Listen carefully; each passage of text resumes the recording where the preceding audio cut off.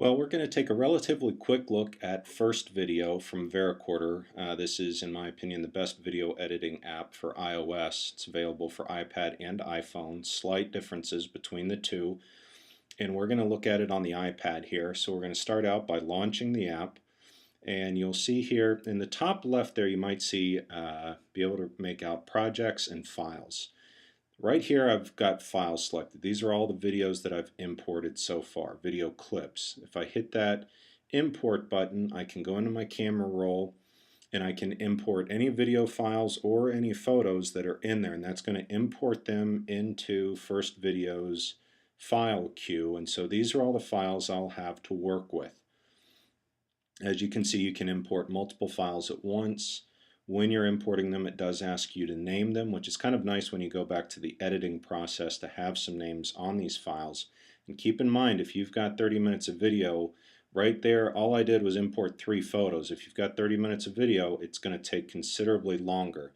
Now, if I tap any of these files, it's going to bring up a larger view. Right here, this is just a still image. If I tapped a video, it would let me watch that video clip. You can delete anything in there by tapping and holding. Now I'm going to go into projects, and as you can see, I don't have any projects started right now, so I'm going to start a new video project. You can do audio projects as well, and so I'm just going to name this kind of a test or a demo project, and this launches a new project for me. Now within First Video on the iPad, you've got 2 video channels and 4 audio channels.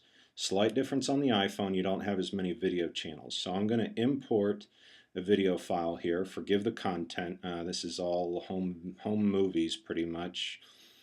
And so I've brought up, this is a clip of my dog getting a bath. His name is Buddy, in case you were wondering.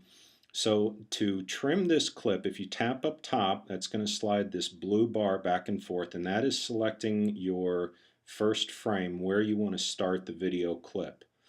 And then by tapping along the bottom, you're going to move a yellow bar back and forth. This is going to select the end frame. So once I've gone through and I kind of figure it out where I want to start, and I drag that down to this timeline and hit the checkbox in the bottom right. That brings it into First Video's timeline. So I'm going to hit the plus button and select a new file to import. And this is a slightly longer video clip, and you can grab 2 sections of a clip, or you can watch the entire clip just to play it through once, make sure it's the clip that you wanted. It's going to play through your timeline by hitting that play button. So now I'm going to double tap it, again tap up top. I'm going to slide that blue bar to where I want to start my video or that individual clip, grab the yellow to select the end point, and then I'm going to drag that highlighted portion down to the timeline. Now this is a clip I want to use something from later on in that video clip as well, so I'm going to do the same thing later on in the video and a later portion of the video and drag that down to the timeline. Now I'll hit the check mark, and that's going to bring both of those clips from that one segment into my timeline. Now with First Video, one of the really nice features is the pinch to zoom, and vice versa. If you want to expand or reduce the amount of the timeline that you're seeing at any given point. Obviously, the more you expand it, it works a lot better for fine-tuning and doing very detailed work. Now, even once you've brought your video clips into your timeline, you can still edit them, trim them front to back. And so you'll see a little gray box on the top left and bottom right of each clip. You can simply drag those left and right, and that's going to trim your video clip. If you want to look at the audio, there's a little levels button at the bottom that I just tapped there, and so now we're looking at the audio for all of these clips, and I want to create transitions. So I'm going to bring my yellow bar over. This is where the transition will end. So the bar on the left I'm going to leave the whole way down at the bottom. Bar on the right, I'm going to bring that up. So it's going to fade my volume in. Then I'm going to slide that end point and beginning point to later in the frame and do just the opposite. I'm going to bring the left side up to the top and the right side down to the bottom, and that's going to create a audio transition out. So I'll do the same thing with this clip here. I'm going to grab the end point, double tap the video first, and then I'm going to bring those levels down at the entry point, slide them up as it fades in, move to the end of the clip, And again, just do the opposite of that, bring my levels the whole way up and then the whole way down.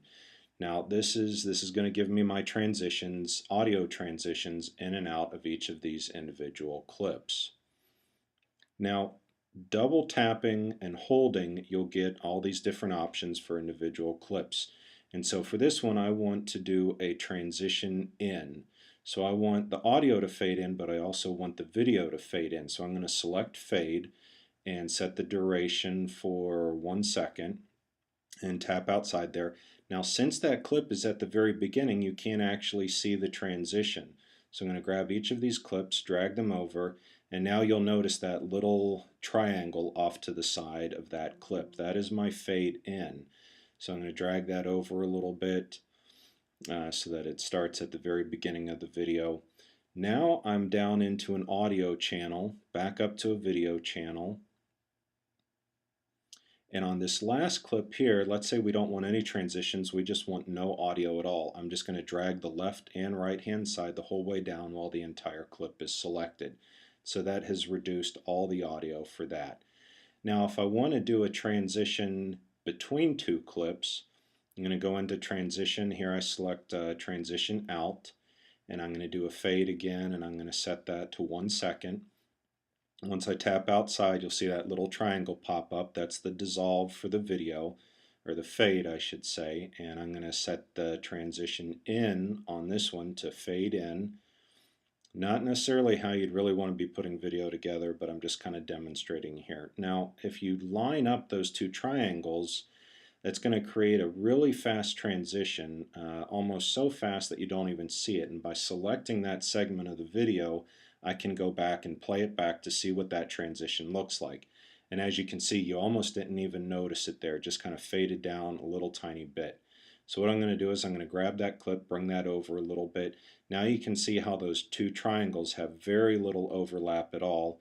I'm going to take a look at it again and see if it's a little bit more of a noticeable fade through black in there. Obviously you can see it much better. So that's what I'm going to stick with for the most part. Tweak it a little bit just so I get a complete black right in between the two frames. And again, it's really just kind of for demonstration purposes, but you get the idea of how overlapping those transitions affects the look of the video. So I've got another video channel up top, and let's say I want to add a photo. Now I'm going to select the segment where I want the photo to go down and tap the plus button and grab an image and select one of those images that I imported earlier. And so it's going to fit that into the segment that I selected. It's not going to give you any pan and zoom, anything like that. There aren't options like that for, there's no Ken Burns effect or anything like that on Final Cut. It's just going to give you a straight image. So now I'm going to go back and select the entire portion and watch, see how it looks before I bother rendering. Now going down to audio, one of the really slick things with First Videos, you do have 4 audio channels to work with. But one of the best features, I'm going to go back to the home button, I'm going to save this, and I'm going to go back to my files, and let's say there was a clip in here that I really wanted to use the audio. If I go back to there and select it, you'll notice extract audio. Now what this is going to do is it's going to take that video clip that I had and pull the audio out of it, and that's going to leave a strictly an audio file for me to work with. So I'm going to go back into my project, go into one of the audio channels, and I'm going to add a clip, and I'm going to find the audio clip that I just extracted, and there it is. And again, it works exactly the same. Tap on the top to select the beginning point, right to select the end point. You can play it to listen to it. In this case, it's some really lame audio. It's just out at the beach, so it's just kind of a constant, almost staticky sound. So I'm going to select the portion of audio that I want, tap that, drag it down into that box again and hit the check mark, and that has imported my audio into the timeline. Now let's say I want to go into another audio channel and layer some audio over top of that. Same process, plus add a clip, add a recording, and this is a music file which is significantly longer, louder, everything. But again, just for demonstration purposes. So I'm going to select the beginning point and end point, Drag that down, hit the check button. It's going to bring it into my timeline again. Now, same as video files, you can use those little gray boxes to shorten, to trim a clip. And so even though I imported, say, 10 seconds, I can trim it down to 4 seconds. Now, while you weren't looking, I deleted the audio files here, but let's say I'm completely done. I'm going to hit the S at the bottom and render to video. Now, it'll give you a couple different settings in here as to exactly how you want to export your file. And then it's going to go through and actually process that video. At this point, again, this can take a considerable amount of time if you're talking about a 30-minute video. If you're just looking at 30 seconds or 15 seconds or a minute, it is considerably faster. This video obviously is pretty short, and as you can see, it's still taking a fair amount of time. I didn't want to cut any of this out because I wanted to give you a real sense of how long this takes to encode your video. Now, once it's done encoding, we'll save it back to our project, not our project gallery, our file gallery. It will save there automatically. So we're going to go back to the home button. We're going to tap on files. And as you'll see in the top left here, this is the file we just exported, and we can play it to take a look at it. This is a pretty lame one. Again, I apologize, but I'm really just trying to demonstrate first video here. So that was the entire thing right there. We're going to go back to our files, and what we can do now is export this to our camera roll on the iPad or your iPhone. And as you can see, I've forgotten how to do this part of it as I'm fumbling around with all the different buttons.